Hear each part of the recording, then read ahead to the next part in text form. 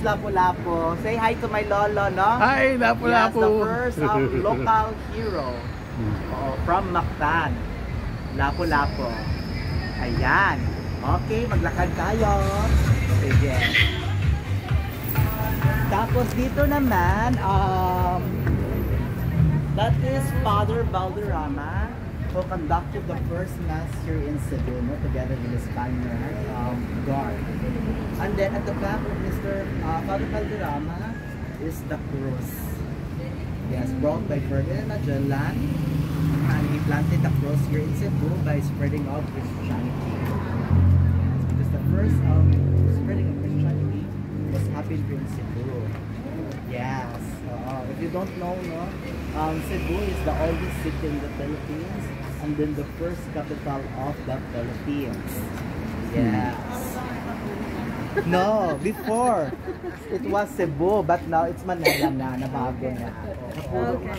And then ito naman, these are the three oldest churches of Cebu, my dear children. On the right side, we have the San Benito Church.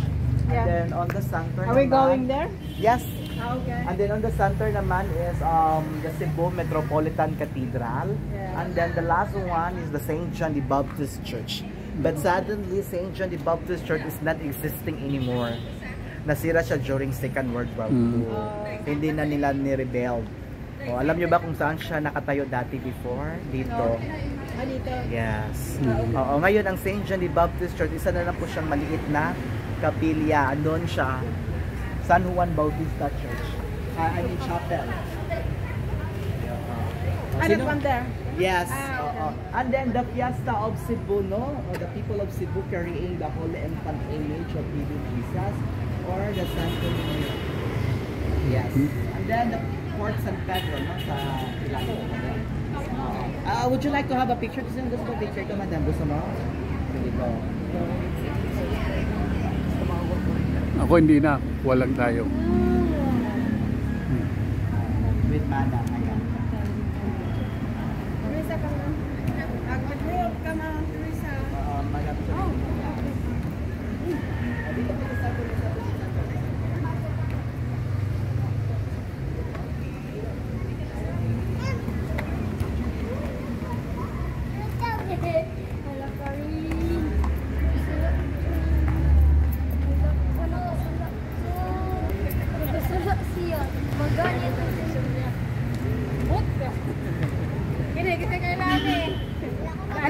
Si Andres Bonifacio.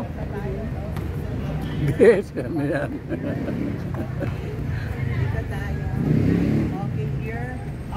Do you know who is the first saint in the Philippines? Verse?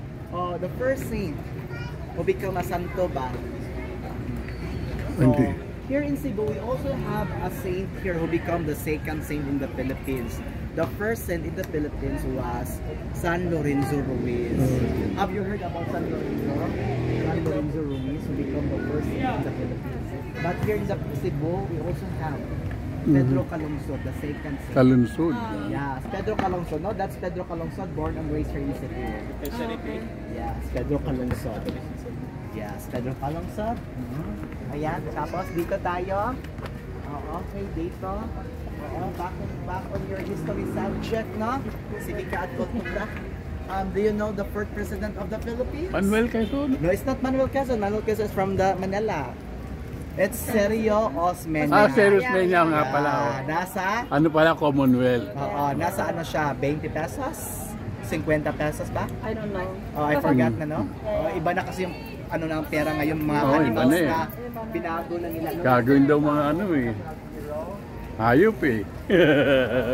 Ayan, dyan naman yung mga idong nila. Yan po yung Amerikano na pakatapos na ng idong, no? Nagpunta din dito sa Pilipinas or sa Cebu to introduce education. Yung Amerikano? Ayun, may mga John Lennon. John Lennon. Tapos dyan naman, that is the barter trading. The trading, no? Because the first trading, unang kalakalan was happened here in Cebu. Yes. Between the Indians, and then the Chinese, and then the native tribe Cebuano. Sino makapagturo sa akin na saan yung Indians dyan? That one there? Yes, correct. And then the Chinese, no? And then yan yung ninuno namin. Diba si Magellan may 11 na cruise ship? And then that's the native tribe Cebuano. So that's the ancestors. They don't like finger nose. Yeah, that's the real nose of the Cebuano. Parang alanti. Yeah, the real nose of the Cebuano. Rhinoplasty.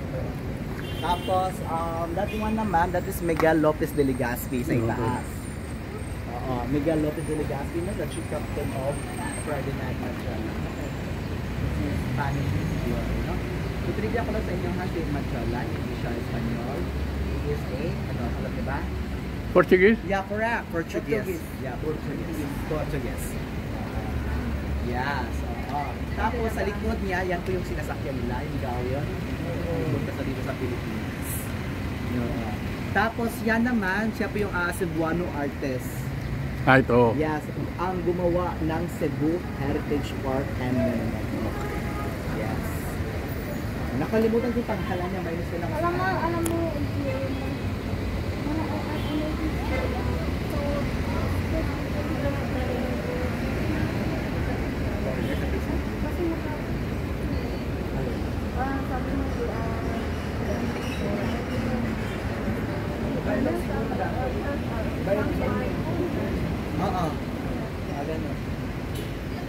Maybe the American painter. Ang galyon ni ano?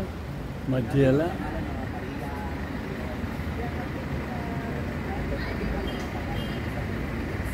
Maria Juan, Pedro, ngayon nabago na ang Peter. Because Americans, Peter. influential nila dito sa Pilipinas din. Americanized. Yes, we colonize. Wala yung ano niyan dito, MacArthur. MacArthur sa Leyte po yun, sir, sa MacArthur. Nga pala, no, yung land. Bali po yung MacArthur ay siyang important sa Pilipinas.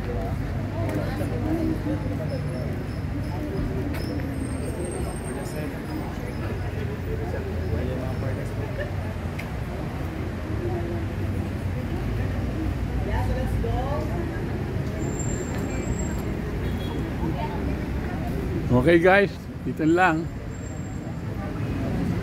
Sa Cebu to, Bye.